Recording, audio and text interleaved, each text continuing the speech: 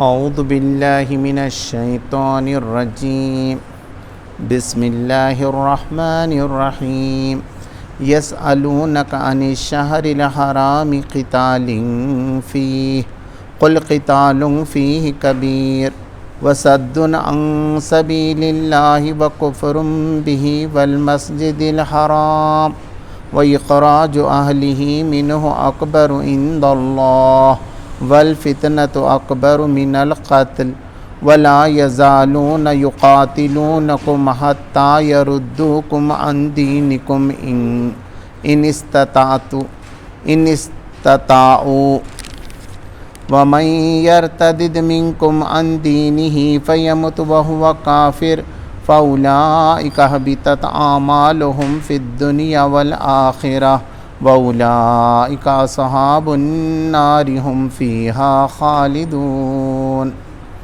إن الذين آمنوا والذين هاجروا وجاهدوا في سبيل الله أولئك يرجون رحمة الله والله غفور رحيم صدق الله العظيم۔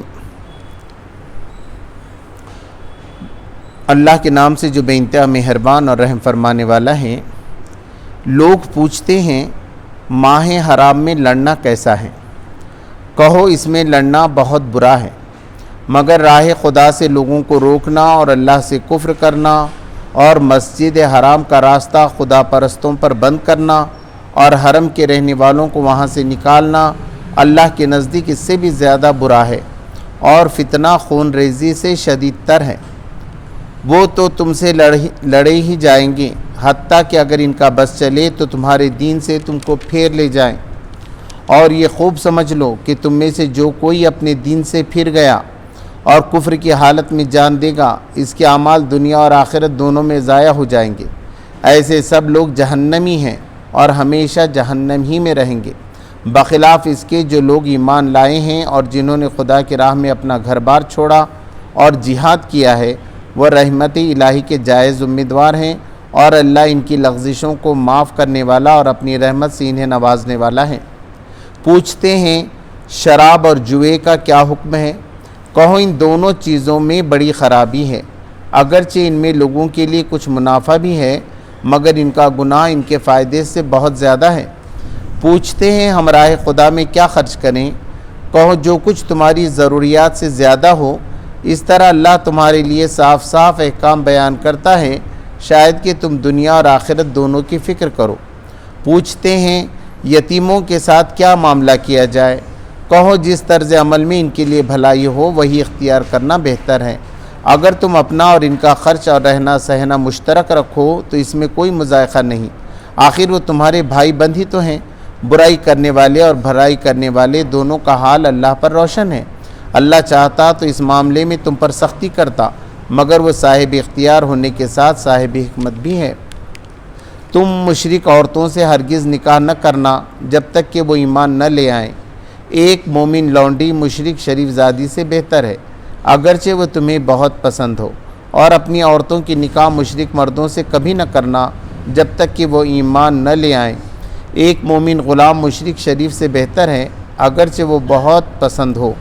یہ لوگ تمہیں آگ کی طرف بلاتے ہیں، اور اللہ اپنے اذن سے تم کو جنت اور مغفرت کی طرف بلاتا ہے، اور وہ اپنے احکام واضح طور پر لوگوں کے سامنے بیان کرتا ہے۔ توقع ہے کہ سبق لیں گے اور نصیحت قبول کریں گے، سچ فرمایا اللہ نے۔ محترم حضرات، یہ سورہ البقرہ کے 27ویں رکوع ہے، جس کی 2 آیتیں میں نے آپ کے سامنے تلاوت کی اور پورے رکوع کا ترجمہ آپ کے سامنے پیش کرنے کی کوشش کی۔ تو اس سے پہلے بھی بتایا گیا کہ اب مدینہ میں لوگ آ چکے تھے اور کافر ابھی بھی ستا رہے تھے، تو بتایا گیا کہ اب مقابلہ تم کو کرنا پڑے گا، تم کو جنگ لڑنا پڑے گا۔ حالانکہ جنگ لڑنا اور ٹکراؤ کرنا ذرا مشکل جاتا ہے، آدمی آسان پسند ہے، مگر ہو سکتا ہے ایک چیز تم کو پسند ہو لیکن اس میں تم کو نقصان ہو، اور ایک چیز بری لگ رہی ہو مگر اسی میں اللہ تبارک تعالیٰ نے تمہارے لیے فائدہ رکھا ہو۔ اللہ جانتا ہے اور تم نہیں جانتے۔ اب یہ ایک واقعہ ہوا تھا کہ رجب کا مہینہ تھا، اور اللہ کے رسول صلی اللہ علیہ وسلم نے کہ مکہ کے لوگ ستا رہے تھے آ کر، 8 لوگوں کا 8 صحابی حضرات کا صحابیوں کا ایک گروپ بنا کر کہا ذرا دیکھ کر آؤ کہ قریش کیا کر رہے ہیں، کیا ہم کو لوٹنا چاہتے ہیں، کیا ہم کو تکلیف پہنچانا چاہتے ہیں، تو آپ جا کر گھوم کر آؤ اور جائزہ لے کر آؤ۔ مگر ہوا ایسا کہ وہاں ایک چھوٹا سا ان کو تجارتی قافلہ ملا، اور وہ زمانے میں جائز تھا ایک دوسرے پہ حملے کرتے تھے، تو ان مسلمانوں نے اس پہ حملہ کر دیا اور ان میں سے ایک آدمی کو قتل کر دیا اور باقی کے لوگوں کو پکڑ کر مدینہ بھی لائے اور ان کا مال و متاع بھی لائے۔ اللہ کے رسول صلی اللہ علیہ وسلم نے اس پہ ناپسندگی کا اظہار کیا، کہا کہ میں نے تم کو لڑنے کے لیے نہیں بھیجا تھا، اور میں یہ اس میں سے حصہ بھی نہیں لوں گا، بیت المال کا جو 5واں حصہ ہے وہ بھی نہیں لوں گا، یہ پیسہ بھی میں نہیں لوں گا، تم نے صحیح کام نہیں کیا تھا۔ اتفاق کی بات یہ ایسا ہوا کہ رجب کا مہینہ جو ہے وہ حرام مہینوں میں ہے، یہ رجب ہے، پھر بعد میں 3 مہینے جو ہے وہ یہ رجب کا مہینہ خاص طور پر عمرہ کے لیے ہوتا تھا، تو اس میں لڑنا تو حرام تھا، برسوں سے 2000 سال سے کوئی نہیں لڑتا تھا اس کے اندر، سب لوگ بالکل عمرے کو جانے دیتے تھے۔ اب وہ آخری تاریخ تھی، رجب کی آخری تاریخ تھی اور شعبان شروع ہونے والا تھا، اب وہ دن میں فرق تھا، 29 کا مہینہ ہے کہ 30 کا مہینہ ہے، ایسا تھوڑا سا شک تو تھا اس کے اندر، لیکن اللہ کے رسول صلی اللہ علیہ وسلم نے اس پہ بھی توجہ نہیں دی۔ اور پھر یہ لوگوں نے کہا کہ صاحب یہ دیکھو دین والے بن رہے، بتا رہے کہ ہم اللہ کو سب سے زیادہ چاہتے ہیں، اور ان کے اعمال تو دیکھو کہ لوگوں کو لوٹ رہے ہیں، اور وہ بھی ماہ حرام کے اندر۔ تو اب لوگوں نے سوال اٹھانا شروع کیا مشرکوں نے کہ بھئی کیا مسلمان کیا کرنے والے ہیں، ماہ حرام کا خیال رکھیں گے کہ نہیں کریں گے جو پہلے 2000 سال سے چل رہا ہے؟ تو پھر اس پہ اللہ تبارک و تعالیٰ نے جواب دیا، یسألونک عن الشہر الحرام قتال فیہ، وہ تم سے پوچھتے ہیں کہ ماہ حرام کے مہینوں میں لڑنا کیسا ہے؟ قل قتال فیہ کبیر، کہا گیا اس میں لڑنا بہت برا ہے، بہت بڑا گناہ کام ہے۔ اللہ نے جب حرام کر دیا ابراہیم علیہ السلام کے زمانے سے، تو کوئی کیسا اس کے اندر لڑ سکتا ہے؟ بہت بڑا گناہ ہے۔ وَصَدٌّ عَن سَبِيلِ اللَّهِ وَكُفْرٌ بِهِ وَالْمَسْجِدِ الْحَرَامِ، لیکن اللہ کے راستے سے لوگوں کو روکنا، اللہ کی عبادت ہی نہیں کرنے دینا، ایک خدا کی بندگی ہی نہیں کرنے دینا، اور اللہ کے ساتھ کفر کرنا، ایک اللہ نہیں ہے بلکہ کئی خدا ہیں کہنا، اور مسجد حرام کا راستہ روکنا، یہ تو اس سے بھی برا ہے۔ ماہ حرام میں لڑنا تو برا ہی ہے، لیکن یہ بھی برا ہے کہ آدمی اللہ کے راستے سے لوگوں کو روکے، اس سے کفر کرے، اس کا انکار کرے، اور مسجد حرام کا راستہ روکے۔ وَإِخْرَاجُ أَهْلِهِ مِنْهُ أَكْبَرُ عِنْدَ اللَّهِ، اور اس کے گھر والوں کو نکال۔ بیت اللہ جو امن کا شہر ہے، جس میں کوئی آدمی کسی کو مار نہیں سکتا، تم نے کیا کیا؟ مکہ کے لوگوں کو ہی باہر کر دیا۔ ہجرت کی تھی، نبی صلی اللہ علیہ وسلم نے ہجرت کی، صحابہ نے ہجرت کی، تو بتایا جا رہا ہے وہ اخراج اہلہ، اس کے رہنے والوں کو، منہ اکبر عند اللہ، یہ تو اس سے بڑا گناہ اللہ تبارک تعالیٰ کے پاس ہے۔ والفتنۃ اکبر من القتل، اور یہ جو فتنہ تم نے برپا کیا ہے، دیکھیے انماد جیسے آج چل رہا ہے، ایک ٹینشن کی فضا، ہر آدمی غیر محفوظ اپنے آپ کو محسوس کر رہا ہے، لوگ اس کو اور بناتے بھی چلے جا رہے ہیں، تو یہ اچھی بات نہیں، اس سے تو کوئی قتل ہو جائے تو بڑی بات نہیں ہے، لیکن ایک انماد اور ایک ہمیشہ ایسا ٹینشن کی کیفیت میں لوگوں کو رکھنا، ان کے گھروں سے نکالنا، ان کو غیر محفوظ کرنا، یہ بہت بڑا گناہ ہے اللہ تبارک و تعالیٰ کے پاس۔ تو کہا گیا کہ یہ فتنہ قتل سے بھی بدتر ہے۔ وَلَا يَزَالُونَ يُقَاتِلُونَكُمْ حَتَّى يَرُدُّكُمْ عَنْ دِينِكُمْ إِنِ اسْتَطَاعُوا، وہ تو ہمیشہ تم سے لڑتے رہیں گے، وہ خاموش بیٹھنے والے نہیں ہیں، یہ مکہ کے کافر اب خاموش بیٹھنے والے نہیں، یہ مستقل تمہارے پیچھے لگیں گے۔ کیوں؟ کیونکہ تمہارا دین پہ چلنا ان کو پسند نہیں ہے، تمہارا ایک اللہ کو ماننا ان کو پسند نہیں ہے، رسول کو تسلیم کرنا پسند نہیں ہے، آخرت پہ ایمان رکھنا ان کو پسند نہیں ہے تمہارا، تو وہ تو چاہیں گے کہ ان کے جیسے تم ہو جاؤ، ان کی طرف تم لوٹ جاؤ، جیسا مشرک سب پہلے تھے، سب کا برابر ہو جائے، ہمارا بھی، ہم بھی تمہاری پوجا کریں، تم بھی کریں، جو دیے تھے لوگوں نے کہ صاحب ایک سال تمہاری پوجا کریں گے، ایک سال ہم مسجد میں آتے، یہ ہو گیا سمجھوتا۔ مگر جب اللہ نے کہا کہ ایسا نہیں ہو سکتا، یہ دین خالص ہے، اس میں کوئی ملاوٹ نہیں ہو سکتی، تو اللہ نے کہا وہ اب ہمیشہ تم سے لڑیں گے یہاں تک کہ وہ تم کو تمہارے دین سے پھیر لے جائیں۔ ان کی کوشش تو یہ ہے کہ کیسا بھی قرآن میں کوئی بات نکالیں گے، احادیث میں کوئی بات نکالیں گے، نبی صلی اللہ علیہ وسلم پہ کوئی الزام لگائیں گے، اور یہ ثابت کریں گے کہ آپ لوگ بہت غلط کر رہے ہیں، پلٹ آؤ واپس، گھر واپسی کر لو، اب آپ کو واپس آ جانا ہے۔ تو یردکم عن دینکم ان استطاعوا، جتنی ان کی طاقت ہے یہ لگائیں گے، جتنی ان کی استطاعت ہے یہ اس پہ کوشش کریں گے کہ تم کو تمہارے دین سے پھیر لے جائیں، تمہارے دھرم سے تم کو ہٹا دیں، تمہارے دین سے۔ وَمَن يَرْتَدِدْ مِنْكُمْ عَنْ دِينِهِ، اب پس تم میں سے جو اپنے دین سے پھر گیا، حالانکہ اس نے نمازیں خوب پڑھی تھیں، روزے رکھے تھے، حج کیا، مگر پھر گیا اب دین سے، اب وہ کہتا ہے کہ میں دین اسلام میں نہیں ہوں، اگر ایسا کسی نے کہہ دیا مرتد ہو گیا، فَيَمُتْ، اور اس میں اس کی موت ہو گئی، اگر تھوڑے دن ہو گیا تھا مگر پھر بعد میں ٹھیک ہو گیا تو بھی اللہ معاف کرنے والا ہے، لیکن اسی پہ اس کی موت ہو گئی، وَهُوَ کافر، اور وہ انکار کرنے والوں میں سے تھا، فَأُولَئِكَ حَبِطَتْ أَعْمَالُهُمْ فِي الدُّنْيَا وَالْآخِرَةِ، تو اس کے سارے اعمال ضائع ہو گئے دنیا میں بھی آخرت، جو خیر خیرات کیا تھا، مسجد کو دیا تھا، حج کیا تھا، ذکر کیا تھا، جو بھی نیکی سب ختم کفر کے نتیجے میں، جیسا ایمان لاتے ہی سارے گناہ معاف ہو جاتے پہلے کی، ویسے ہی اگر کوئی آدمی دین اسلام کو چھوڑ کر چلا جائے تو اس کے سارے اعمال ضائع ہوتے ہیں، ایسا نہیں میں نے کیا تھا نا 20 سال تو تھا نا، میں اللہ کا مسلم تھا نا اور بعد میں کافر ہو گیا، نہیں، ختم ہو گیا، ملٹیپلائڈ بائی 0 ہو گیا، ختم ہو گیا، پورا اس کا معاملہ کلیئر ہو گیا۔ وَأُولَئِكَ أَصْحَابُ النَّارِ هُمْ فِيهَا خَالِدُونَ، ایسے سب لوگ جو ہے اصحاب النار ہیں، آگ والے ہیں، جہنمی ہیں، دوزخ میں جانے والے ہیں، ہم فیہا خالدون، جس میں وہ ہمیشہ ہمیشہ رہے۔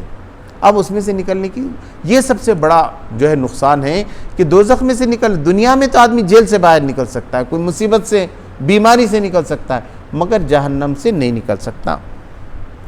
ان الذین آمنوا والذین ہاجروا وجاہدوا فی سبیل اللہ، جو لوگ ایمان لائیں اللہ پہ، رسول پہ، آخرت پہ، اس کی کتابوں پہ، فرشتوں پہ، اور وہ لوگ جو ہجرت کرے، انہوں نے کہا کہ صاحب نہیں رہنے دیتے نا، ہم کو دین پیارا ہے، ہم گھر چھوڑ دیتے، ہماری جائیداد چھوڑ دیتے، اپنا وطن چھوڑ دیتے، مگر ہم دین چھوڑنے والے نہیں ہیں۔ تو مکہ کے لوگوں نے جو سب دین چھوڑ کر آ گئے تھے، وہ جاہدوا فی سبیل اللہ، جہاد کیا انہوں نے اللہ کی راہ میں۔ اب لوگ کیا سمجھتے ہیں جہاد بولے تو جنگ، جہاد کا مطلب جنگ نہیں ہے، جہاد کا مطلب ہے جان توڑ کوشش کرنا۔ ایک آدمی میڈیکل کو جانا چاہ رہا تھا، وہ بچے نے جان توڑ کوشش کی، تو یہ جہاد ہے، ہاں، جہاد فی ایجوکیشن سمجھو، ایجوکیشن میں اس کا جہاد ہے۔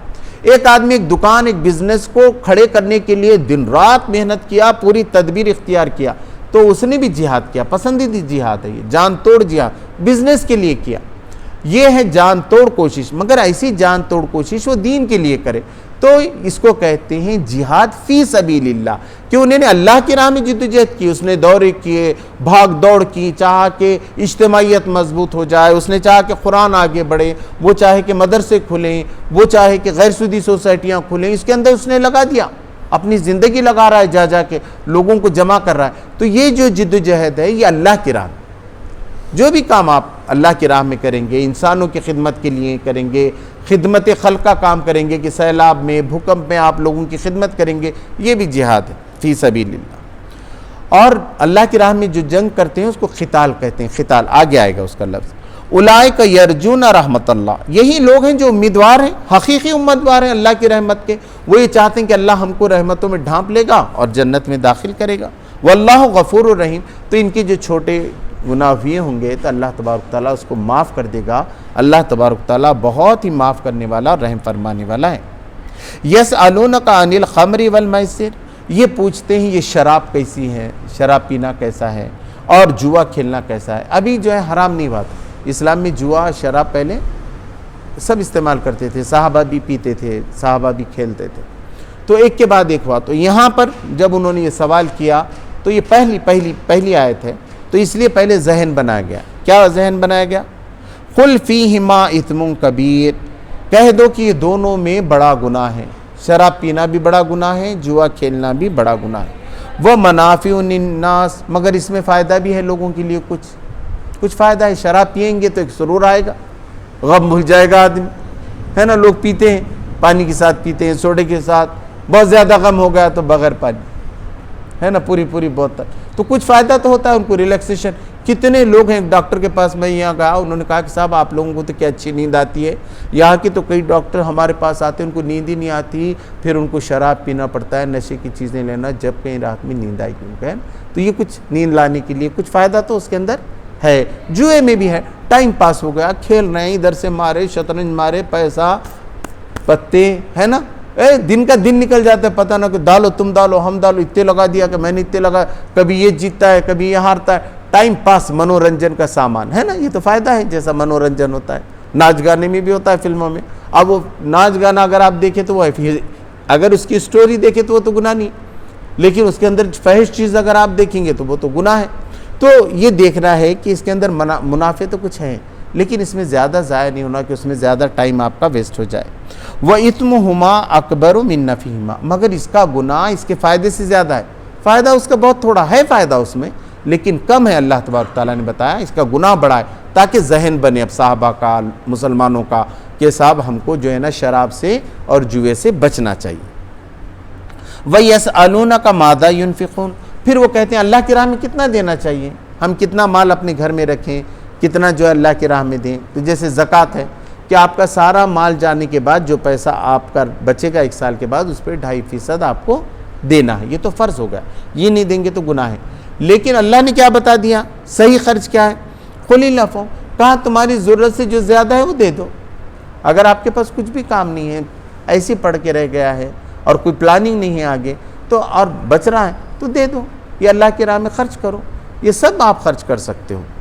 اب خرچ کیا کرنا ہے وہ بھی بتایا کہ اپنے والدین پہ خرچ کرو، اپنے رشتہ داروں پہ خرچ کرو، پڑوسیوں پہ خرچ کرو. بڑا اگر کوئی کام ایسا رکاوٹ آ گئی ہے، لوگوں کو آنے جانے کا راستہ نہیں ہے، آپ راستہ بنا کے دے سکتے ہیں تو وہ بنا کے، ایسا کوئی اچھے نیک کاموں کے اندر اپنے خرچ کو تم کرو اللہ کی راہ میں. قرآن بانٹو، لوگوں کو سمجھاؤ. وَكَذَلِكَ يُبَيِّنُ اللَّهُ لَكُمُ الْآيَاتِ لَعَلَّكُمْ تَتَفَكَّرُونَ، کہ یہ اللہ تبارک و تعالیٰ نے یہ روشن نشانیاں بھیجی ہیں، یہ آیتیں روشن بھیجی ہیں. ذَلِكَ يُبَيِّنُ اللَّهُ لَكُمُ الْآيَاتِ، اپنی آیات کو اللہ تبارک و تعالیٰ نے واضح کیا ہے، روشن کیا ہے تاکہ تم غور فکر سے کام. تم خود دیکھو کہ یہ شراب میں، جوئے میں فائدہ ہے، بلکہ تم جتنا اچھے کاموں میں پیسہ لگاؤ گے تمہاری روح کو بھی سکون ہوگا اور پوری انسانیت کو بھی ہوگا. فی الدنیا والآخرہ، اس کے فائدے دنیا میں بھی ہیں اور آخرت میں بھی. اب شراب اور جوئے کا نقصان آخرت میں بھی ہے، دنیا میں بھی ہے، اور اس کے فائدے بھی ہیں. وَيَسْأَلُونَكَ عَنِ الْيَتَامَى، اب یہ پوچھتے ہیں کہ یتیموں کے بارے میں. تو پہلے آ گیا یتیموں کے پہلے میں ہم نے پڑھا بھی، تو یتیموں کے بارے میں اللہ تبارک تعالیٰ نے کہا تھا کہ دیکھو یتیموں کا جو مال کھائے گا وہ اپنے پیٹ آگ سے بھر رہا ہے، اور جو بھی یتیم کے سر پہ ہاتھ پھرائے گا تو اس کے بال کے برابر جو ہے اس کو ثواب ملے گا. اب تو لوگ اتنا ڈرنے لگے، ان کا بالکل مال نہیں کھانا چاہیے تو لوگوں نے الگ کر دیا. گھر میں یتیم بچے تھے، جیسا ایک عورت سے شادی کی، وہ بچے آ گئے، اب یتیم بچے تھے، ان کا کھانا ان کے ابا نے جو دیا ان کا الگ پکتا تھا، ان کا الگ پکتا تھا. بہت احتیاط کرنے لگے، ذرا مشکل بھی ہو رہی تھی. تو حضور صلی اللہ علیہ وسلم سے آ کے بار بار سوال پوچھ رہے تھے کہ ہم کیا کریں یتیموں کے بارے میں. قُلْ إِصْلَاحٌ لَهُمْ خَيْرٌ، انہوں نے کہا کہ تم اصلاح کا طریقہ اختیار کرو، یہ بہتر ہے، بھلائی کا، یعنی اس کے اندر کوئی زیادتی نہ ہو. تو جو بھی اصلاح کا طریقہ ہے، بہتر طریقہ ہے آپس کا، وہ کرو. وَإِن تُخَالِطُوهُمْ فَإِخْوَانُكُمْ، اب تم ان کا کھانا پینا اپنے ساتھ ملا لو، ایک ہی سالن، اب بچتا ہے نا بھائی، 2 سالن پکانے میں الگ گیس جل رہا ہے، یہ ہو رہا ہے، ایک ہی ہنڈی میں پکا لیے سب کا کھانا تو کیا برا ہے، حساب لگا لو. اب تھوڑا بہت ادھر ادھر ہو گیا، معلوم ہے ان سے 50 لینا تھا مگر 60 لے لیے یا 40 ہی لے لیے، تو کوئی بات نہیں، تمہارے بھائی ہیں وہ. واللہ یعلم المفسد من المصلح، اللہ تبارک تعالیٰ تو جانتا ہے کہ تم میں سے کون مفسد ہے، فساد پھیلانے والا ہے، اور کون جو ہے اصلاح کرنے والا ہے، نیکی کام کرنے والا ہے. اللہ کو سب معلوم ہے کہ تم وہ جب ملا کے کرو گے تو اس میں بھی کیا گڑبڑ کرو گے، اللہ تو نیتوں کو جان رہا ہے. تو اگر تمہاری نیت صحیح ہے تو تم کھانا پینا ان کے ساتھ ملا کے رکھ سکتے ہو. وَلَوْ شَاءَ اللَّهُ لَعَنَتَكُمْ، اگر اللہ چاہتا تو تم کو مصیبت میں ڈال سکتا تھا کہ نہیں بالکل الگ رکھو، ان کے کپڑے الگ، فلاں الگ، مگر اس نے ایسا نہیں بولا، مل جل کے جو گھر میں چل رہا ہے آسانی اس نے پیدا کی. ان اللہ عزیز الحکیم، بے شک اللہ تبارک تعالیٰ زبردست ہے، حکم دیتا ہے مگر ساتھ ساتھ حکمت والا بھی. وہ اتنی حکمت کے ساتھ دیتا ہے کہ زندگی تمہاری آسان ہو جائے، تم مشکل میں نہ پڑاؤ. وَلَا تَنْكِحُوا الْمُشْرِكَاتِ حَتَّى يُؤْمِنَّ، اور دیکھو تم کسی مشرک عورت سے شادی نہ کرو جب تک کہ وہ ایمان نہ لائے. ایک مشرک عورت ہے، یعنی شرک کرتی ہے، بہو دیووادی ہے. اب اسلام نے دوسری طرف یہ کہا کہ بھئی اہل کتاب سے تو تم شادی کر سکتے ہو، یہودی نصارہ سے، اس میں بھی جو مسائل ہیں مفتی بتائیں گے آگے، لیکن ان سے نکاح ہو سکتا ہے، مشرکوں سے نہیں جب تک کہ وہ ایمان نہ لے آئیں. ایمان لانے کے بعد شادی ہو سکتی ہے. وَلَأَمْتُمْ مُؤْمِنَةٌ خَيْرٌ مِّن مُشْرِكَةٍ وَلَوْ أَعْجَبَتْكُمْ، اور ایک غریب عورت مسلمان کی باندی بھی ہو تو وہ بہتر ہے ایک شریف زادی مشرکہ سے، بھلے ہی تم ان کو وہ پسند ہو، اس کا حسن پسند ہو، اس کا خاندان پسند ہو، مگر اس سے اچھا ہے کہ ایمان والی عورت جو ہے نا زیادہ بہتر ہے۔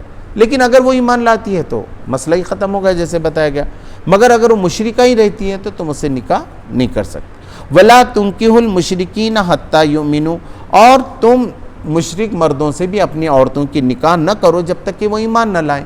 وہ ایمان لائیں تو پھر تم شادی کر سکتے ہو، کیونکہ ایمان کے ختم ہونے سے کیا ہوتا ہے، وہ جائیداد، پراپرٹی، نکاح سب ختم ہوتا ہے۔ وسیم رضوی جو ہوئے، جتیندر تیاگی، اب ان کا سب ہو گیا، ان کی بیوی نے چھوڑ دیا ہے، اب گھر میں رہنے، کل رستے پہ سو رہے تھے۔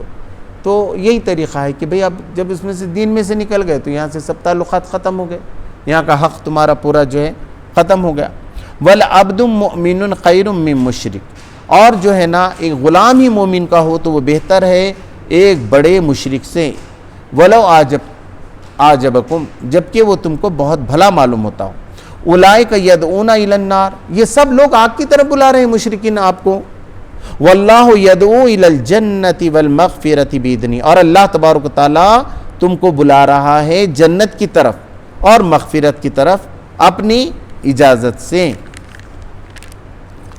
تو یہاں پر یہ رکوع جو ہے ختم ہوتا ہے، اور ساری باتیں الحمدللہ اس میں آ گئی ہیں۔ میں ایک بار پھر پڑھتا ہوں، کوئی چیز رہ گئی ہے تو اس کی وضاحت آپ کے سامنے کرتا ہوں۔ لوگ پوچھتے ہیں ماہ حرام میں لڑنا کیسا ہے؟ کہو ان میں لڑنا بہت برا ہے، مگر راہ خدا سے لوگوں کو روکنا اور اللہ سے کفر کرنا اور مسجد حرام کا راستہ خدا پرستوں پر بند کرنا اور حرم کے رہنے والوں کو وہاں سے نکالنا اللہ کے نزدیک اس سے بھی زیادہ برا ہے، اور فتنہ خون ریزی سے شدید تر ہے۔ وہ تو تم سے لڑے ہی جائیں گے، حتیٰ کہ اگر ان کا بس چلے تو تمہارے دین سے تم کو پھیر لے جائیں۔ اور یہ خوب سمجھ لو کہ تم میں سے جو کوئی اپنے دین سے پھرے گا وہ کفر کی حالت میں جان دے گا، اس کے اعمال دنیا اور آخرت دونوں میں ضائع ہو جائیں گے۔ ایسے لوگ جہنمی ہیں اور ہمیشہ جہنمی رہیں گے، بخلاف اس کے جو لوگ ایمان لائے ہیں اور جنہوں نے خدا کی راہ میں اپنا گھر بار چھوڑا اور جہاد کیا، وہ رحمت الہی کے جائز امیدوار ہیں، اور اللہ ان کی لغزشوں کو معاف کرنے والا اور اپنی رحمت سے انہیں نوازنے والا ہے۔ پوچھتے ہیں شراب اور جوئے کا کیا حکم ہے؟ کہو ان دونوں چیزوں میں بڑی خرابی ہے، اگرچہ ان میں لوگوں کے لیے کچھ منافع بھی ہے، مگر ان کا گناہ ان کے فائدے سے بہت زیادہ ہے۔ پوچھتے ہیں ہم راہ خدا میں کیا خرچ کریں؟ کہو جو کچھ تمہاری ضرورت سے زیادہ ہو۔ اس طرح اللہ تمہارے لیے صاف صاف احکام بیان کرتا ہے، شاید کہ تم دنیا اور آخرت دونوں کی فکر کرو۔ پوچھتے ہیں یتیموں کے ساتھ کیا معاملہ کیا جائے؟ کہو جس طرز عمل میں ان کے لیے بھلائی ہو وہی اختیار کرنا بہتر ہے۔ اگر تم اپنا اور ان کا خرچ اور رہنا سہنا مشترک رکھو تو ان میں کوئی مذائقہ نہیں، آخر وہ تمہارے بھائی بند تو ہیں۔ برائی کرنے والے اور بھلائی کرنے والے دونوں کا حال اللہ پر روشن ہے۔ اللہ چاہتا تو اس معاملے میں تم پر سختی کرتا، مگر وہ صاحب اختیار ہونے کے ساتھ صاحب حکمت بھی ہے۔ تم مشرک عورتوں سے ہرگز نکاح نہ کرنا جب تک کہ وہ ایمان نہ لے آئیں۔ ایک مومن لونڈی مشرک شریف زادی سے بہتر ہے، اگرچہ وہ تمہیں بہت پسند ہو، اور اپنی عورتوں کی نکاح مشرک مردوں سے کبھی نہ کرنا جب تک وہ ایمان نہ لے آئیں۔ ایک مومن غلام مشرک شریف سے بہتر ہے، اگرچہ وہ تمہیں بہت پسند ہو۔ یہ لوگ تمہیں آگ کی طرف بلاتے ہیں، اور اللہ اپنی اذن سے تم کو جنت اور مغفرت کی طرف بلاتا ہے، اور وہ اپنے احکام واضح طور پر لوگوں کے سامنے بیان کرتا ہے۔ توقع ہے کہ وہ سبق لیں گے اور نصیحت قبول کریں گے۔ اللہ تبارک تعالیٰ نے یہ بات فرمائی کہ یہ ساری باتیں بتانے کا نتیجہ یہ ہوگا کہ تم اللہ کی باتوں کو مانو گے اور دنیا اور آخرت میں کامیابی حاصل کرو گے۔ اللہ سے ہم دعا کرتے ہیں کہ اللہ ہمارے گناہوں کو معاف فرمائے۔ ربنا ظلمنا انفسنا وان لم تغفر لنا وترحمنا لنکونن من الخاسرین۔ سبحان ربک رب العزۃ عما یصفون وسلام علی المرسلین والحمد للہ۔